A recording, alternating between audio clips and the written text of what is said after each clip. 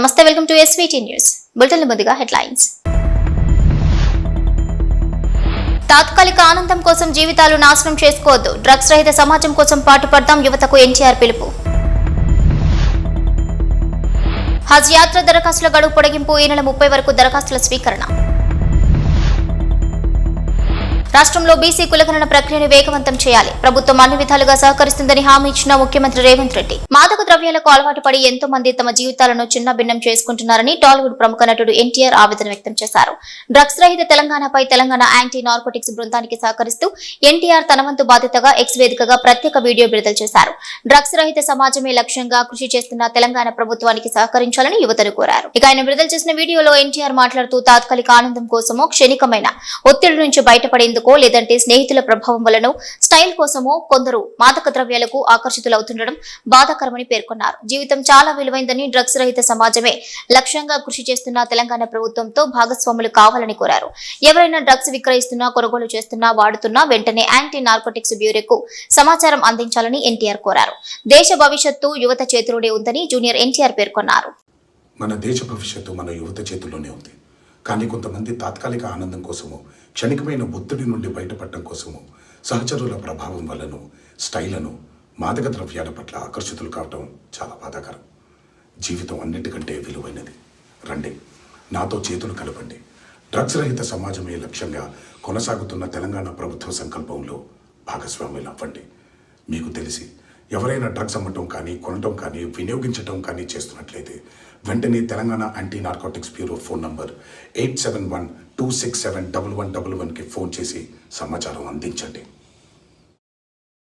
జీవితంలో ఒక్కసారైనా హజ్ ను దర్శించుకోవాలన్నది ప్రతి ముస్లిం కోరుకుంటారు. అలాంటి వారికి కేంద్ర ప్రభుత్వం శుభవార్తను అందించింది. హజ్ యాత్ర దరఖాస్తు గడువును హజ్ కమిటీ ఆఫ్ ఇండియా పొడిగించింది. ఈ నెల 30 వరకు ఆన్లైన్ ద్వారా దరఖాస్తులు చేసుకోవచ్చని తెలిపింది. ఏపీ నుంచి ఇప్పటి వరకు 1937 మంది హజ్ యాత్రకు వెళ్లేందుకు దరఖాస్తు చేసుకున్నారని మంత్రి ఫరూక్ తెలిపారు. రేపు సాయంత్రం కాలినడక మార్గం ద్వారా తిరుమలకు వెళ్లనున్నారు వైఎస్ జగన్.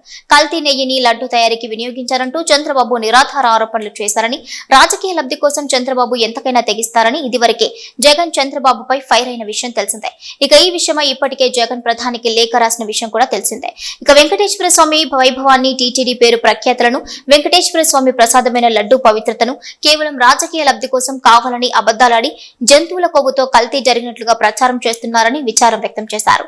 ఈ నెల 28న రాష్ట్ర వ్యాప్తంగా ప్రతి ఆలయాల్లో పూజలు నిర్వహించాలని పిలుపునిచ్చారు మాజీ సీఎం జగన్. జగన్ తిరుమల పర్యటనపై డిక్లరేషన్ వివాదాన్ని తెరపైకి తీసుకొచ్చారు AP BJP chief Daggubati Purandeswari. ఏపీలో మాజీ సీఎం వైఎస్ జగన్ తిరుమల శ్రీవారిని దర్శించుకోవాలంటే డిక్లరేషన్ పై సంతకం చేయాల్సిందేనని కూటమి నేతలు డిమాండ్ చేస్తున్నారు.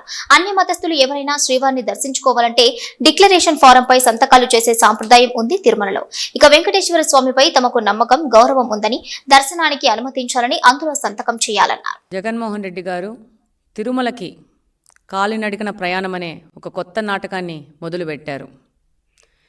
అసలు హిందూ మతం పట్ల, విశ్వాసాల పట్ల, తిరుపతి తిరుమల దేవస్థానం పట్ల ఏ విధమైన గౌరవము లేని వ్యక్తి, సాంప్రదాయాల సంస్కృతి పట్ల ఏ విధమైన విశ్వాసం లేని వ్యక్తి ఈరోజు తన మీద ఈ లడ్డు కల్తీ వ్యవహారంలో ఒక కొత్త నాటకాన్ని మొదలుపెట్టారు. జగన్మోహన్ రెడ్డి గారు ఏ రోజైనా సతీ సమేతంగా తిరుపతి తిరుమల దేవస్థానానికి ఏ రోజైనా వెళ్ళారా? మన సాంప్రదాయంగా బ్రహ్మోత్సవాలకి దంపతులు వెళ్ళి పట్టు వస్త్రాలు ఇస్తారు.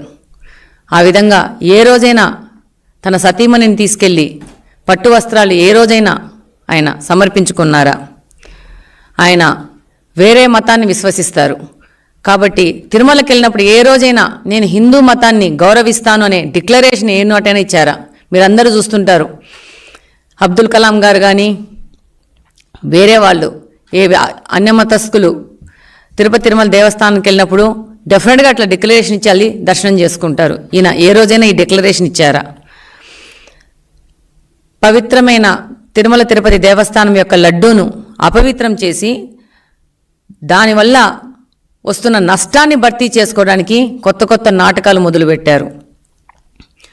లడ్డూను తయారు చేసే నెయ్యిలో కల్తీ జరిగింది, అది వాస్తవం. దీనివల్ల ఎంతోమంది భక్తుల మనోభావాలు దెబ్బతిన్నాయి. కేవలం కమిషన్లు కక్కుర్తిపడి ఈ యొక్క ఇలాంటి దురాగతనానికి ఈ 5 సంవత్సరాలు వీరు పాటుపడ్డారు. మేము కూడా జూలై 14వ తేదీ మేము దర్శనం చేసుకొనికి వెళ్తే ఆ రోజు మీడియాతో మాట్లాడడం జరిగింది. అది మీడియా సంస్థలు కూడా ప్రసారం చేసినాయి. ఆ రోజు మేము మాట్లాడడం జరిగింది.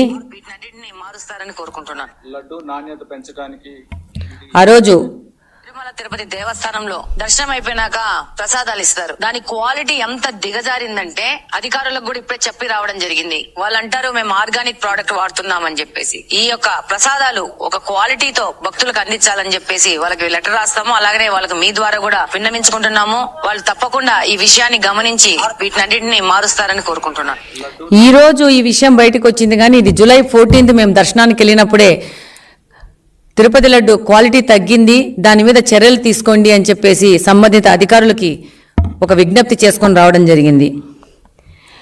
ఇదే కాకుండా ఈరోజు దీని నుంచి తప్పించుకోవడానికి ఎట్లా పడితే అట్లా విమర్శలు చేస్తూ ఉన్నారు. అసలు ప్రజలందరూ చూస్తున్నారు. కొంతమంది పెద్దవారు సొసైటీలో పెద్ద పెద్ద హోదాల్లో ఉన్నవాళ్ళు ఎంత అధ్వానంగా మాట్లాడుతున్నారంటే తప్పు చేసిన వాళ్ళు తప్పు చేసినాము అని చెప్పేసి ఒప్పుకోవడము, లేకపోతే మౌనంగా ఉండడం చేయాల. కానీ దొంగ అన్నట్టు వీళ్ళే తప్పు చేసి వీళ్ళే దీనికి గుళ్ళల్లో పూజలు చేయడము, తిరుమలకి కాలినడకపోవడం అంటే కొత్త కొత్త డ్రామాలు మొదలుపెట్టారు. ప్రజలందరూ గమనిస్తున్నారు మీ యొక్క నాటకాలని. ప్రజలందరికీ అర్థమవుతోంది గత 5 సంవత్సరాల నుంచి మీరు ఏ అబద్ధాలు మాట్లాడినారో. ఈరోజు ఓడిపై 11 సీట్లకు పరిమితమైనా కానీ మీ యొక్క పద్ధతి ఏ విధంగా మారలేదనే విషయం ప్రజలకందరికీ అర్థమవుతుంది. నేను మామూలుగా ఎవరితోనో కూర్చొని తిరుమల తిరుపతి ప్రసాదంలో ఇలా ఉంది అని అంటే, అయ్యో మనము అప్పుడు పోయి ప్రసాదం తీసుకున్నామే, ఇప్పుడు ఎట్లా అనే పరిస్థితిలో ప్రజలు ఉన్నారు. ఈరోజు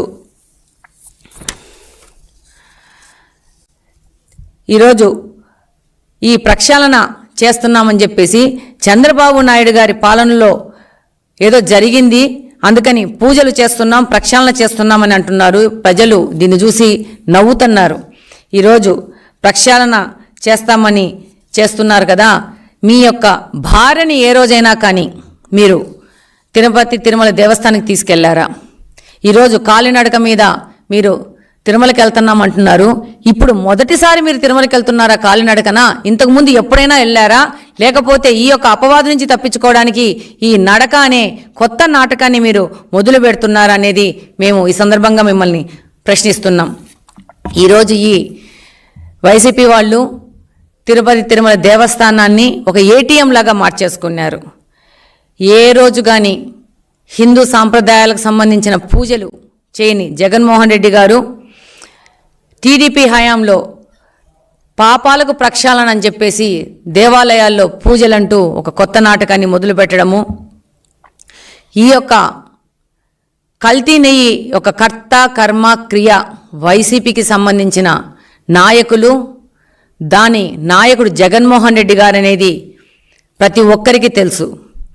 దీని నుంచి తప్పించుకోవడానికి దేశంలోనే కాదు ప్రపంచం మొత్తం ఉన్న హిందువుల మనోభావాలు ఈరోజు దెబ్బతీశారు.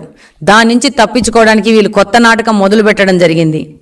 రాష్ట్రంలో బీసీ కులగణన ప్రక్రియను వేగంగా పూర్తి చేసే విధంగా చర్యలు తీసుకోవాలని బీసీ కమిషన్ ను ముఖ్యమంత్రి రేవంత్ రెడ్డి కోరారు. బీసీ కులగణన ప్రక్రియ వీలైనంత త్వరగా పూర్తయ్యేందుకు ప్రభుత్వం అన్ని విధాలుగా సహకరిస్తుందని హామీ ఇచ్చారు.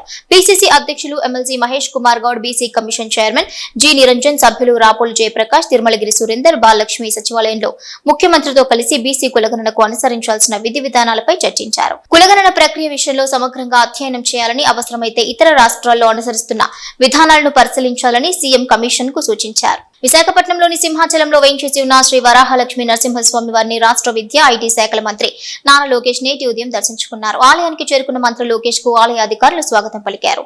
అనంతరం లోకేష్ స్వామివారికి పూజలు నిర్వహించారు. వేద పండితులు లోకేష్ కు ఆశీర్వచనం చేసి స్వామివారి తీర్థ ప్రసాదాలు అందించారు.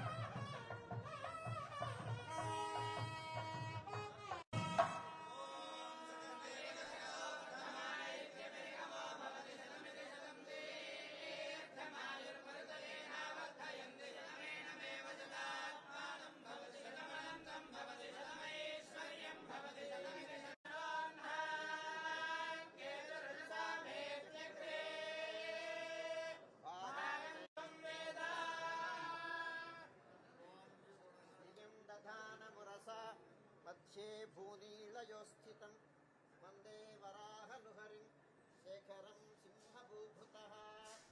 శ్రీ వరాహలక్ష్మీ నృసింహ ప్రభువు ప్రహ్లాదుని రక్షించడం కోసమని తూర్పు సముద్రంలో పడవేసి, కానీ ఆంధ్రదేశంలో నృసింహ క్షేత్రాలు విస్తారంగా ఉంది. అలాగే వరాహ క్షేత్రాలు అక్కడక్కడ మనం చూస్తాం. కానీ వరాహ నృసింహ ప్రభువుగా ఉన్నటువంటి రూపం ప్రపంచంలో ఇది ఒక్కటే సింహాసనం మాత్రమే. 2 రూపాలతో కళావతారమూర్తిగా అవతరించింది. వరాహస్వామి జ్ఞానాన్ని ఇచ్చేది, నృసింహస్వామి వికట్లను కలిగింది. ఈ రెండు ఒక చోట, అంటే 2 ఫలితాలను ఒక చోట మనం పొందగలిగే హిరణ్యకశిపు సంహారం జరిగి స్తంభంలో తెచ్చేది. కృతశౌచంలో ఈ గడుక ఈ స్థలం కృతశౌచం. కరం పాపంలో ఈ హిరణ్యకశిపుడు కూడా చాలా శాంతమూర్తిగా ప్రహ్లాదుడి యొక్క కోరిక మేరకు ఆయన అర్చనలు తీసుకుని స్వీకరించడం కోసం ఆయన ప్రహ్లాదుడి తర్వాత కొంతకాలం ఆయన మోక్షం వచ్చిన తర్వాత పరిపూర్ణంగా ఉండి ఆంధ్రదేశమంతా కాదు భారతదేశమంతా సుఖశాంతులతో ఉండేటువంటి శక్తియుక్తులను ఇవ్వాలి అని స్వామి ప్రార్థించారు. శతమానం భవతి శతాయ పురుషస్యేంద్రియ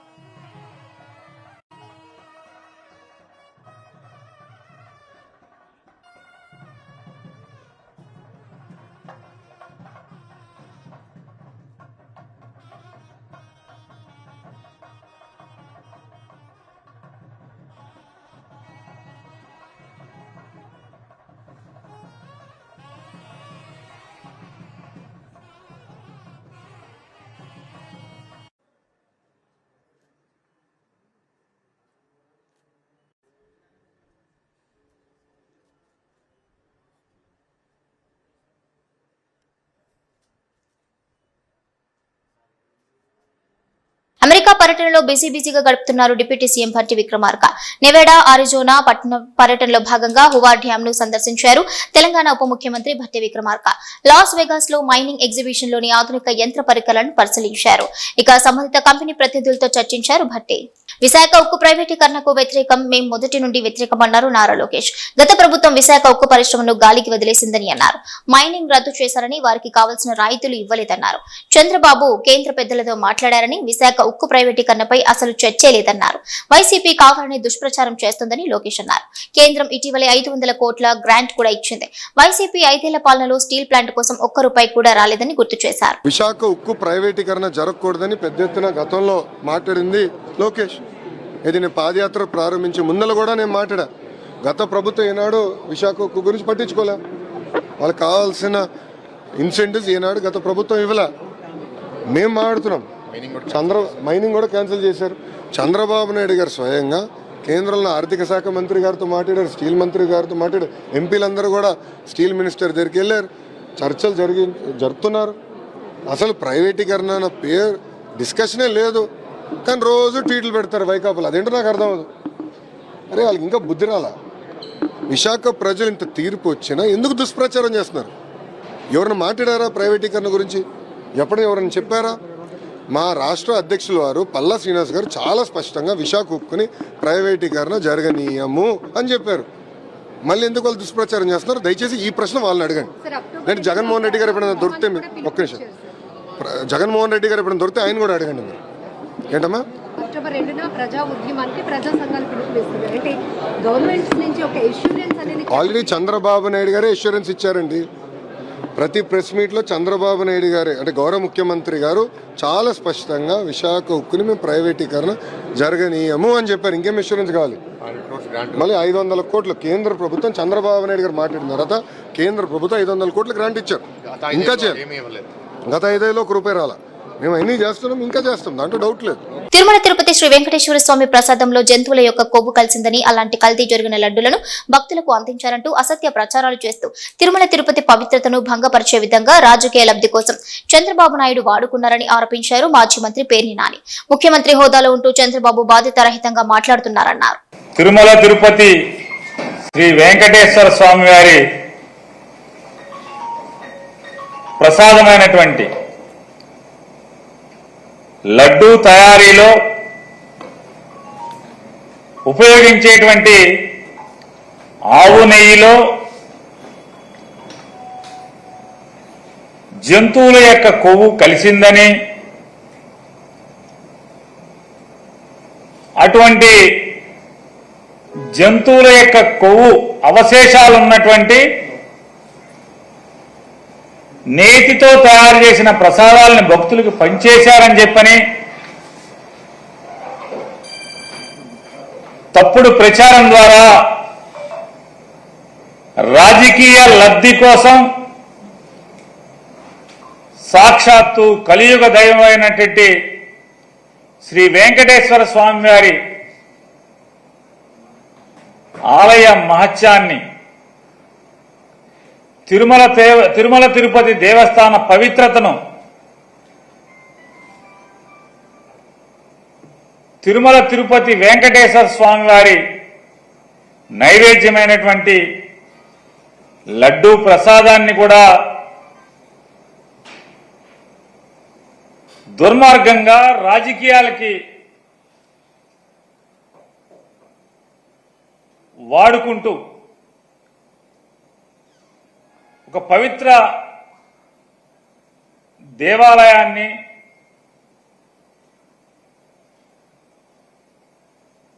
ప్రపంచవ్యాప్తంగా ఉన్నటువంటి హైందవ ప్రజల యొక్క ఆరాధ్య దైవమైనటువంటి వెంకటేశ్వర స్వామి వారిని కూడా రాజకీయాల్లో భక్తుల మనోభావాల్ని దెబ్బతీసే స్థాయిలో ముఖ్యమంత్రి హోదాలో ఉన్నటువంటి ఒక బాధ్యతాయుతమైనటువంటి పదవిలో కూర్చున్నటువంటి నారా చంద్రబాబు నాయుడు గారు తిరుమల తిరుపతి ఎగ్జిక్యూటివ్ ఆఫీసర్ గారైన శ్యామలరావు గారు నెయ్యిలో లోపాలున్నటువంటి నెయ్యిని వెనక్కి తిప్పి పంపాము, మేము దాన్ని వాడలేదు, స్వీకరించలేదు అని, ప్రసాదానికి దాన్ని వాడకుండానే వెనక్కి తిప్పి పంపించాము అని చెప్పని,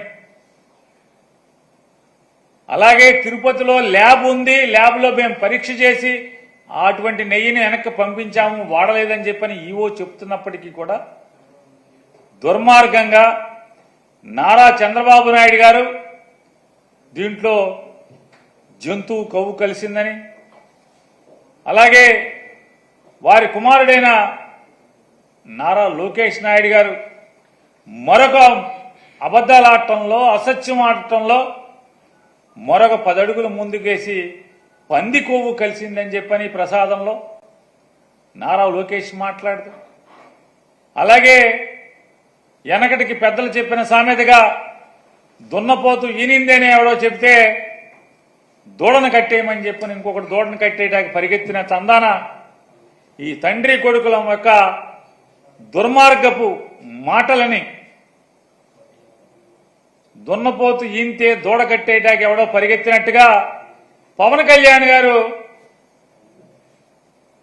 దాన్ని భుజానేసుకుని ఆ మాటను ప్రచారం చేయటం, వీళ్ళందరూ కలిసి ఉమ్మడిగా కూటమిగా చేసినటువంటి ఈ కూటమి పాపాన్ని ప్రక్షాళన చేసేదానికి సెప్టెంబర్ మాసం 28వ తారీఖున, అంటే ఈ నెల 28వ తారీఖున శనివారం తిరుమల వెంకటేశ్వర స్వామి వారి యొక్క పవిత్రతని వీళ్ళ ముగ్గురు కలిసి, కూటమంతా కలిసి అపవిత్రం చేసినటువంటి దౌర్భాగ్య పరిస్థితుల నుంచి వాళ్ళ పాపాలని క్షమించి వదిలేయమని, దానికి పరిహారం కోసం జగన్మోహన్ రెడ్డి గారి యొక్క పిలుపు మేరకు ఈ శనివారం 28వ తారీఖున ప్రతి నియోజకవర్గంలో కూడా వివిధ దేవాలయాల్లో భక్తులు కానీ ప్రజలు కానీ అలాగే వైఎస్ఆర్ కాంగ్రెస్ పార్టీ కార్యకర్తలు కానీ ప్రతి ఒక్కరు కూడా ఆ రోజు ఈ కూటమిగా వీళ్ళు ఏర్పడి స్వామివారి పవిత్రతని ఈ రకంగా కిరాతకంగా పాపానికి ఒడిగట్టిన దాన్ని పరిహారం కోసం ప్రత్యేకమైన పూజలు నిర్వహించమని చెప్పని అందరినీ కూడా వైఎస్ఆర్ కాంగ్రెస్ పార్టీ తరఫున కోరుకుంటున్నాం. విజయనగరం జిల్లా పర్యటనలో భాగంగా కోరుకొండ సైనిక్ స్కూల్ కు మాజీ ఉపరాష్ట్రపతి ఎం వెంకయ్యనాయుడు చేరుకున్నారు. ఆయనకు జిల్లా collector doctor BR Ambedkar, Sainik school principal, group captain SS Shastri, ఇతర అధికారులు స్వాగతం పలికారు. ఇవే బులెటిన్ డీటెయిల్స్.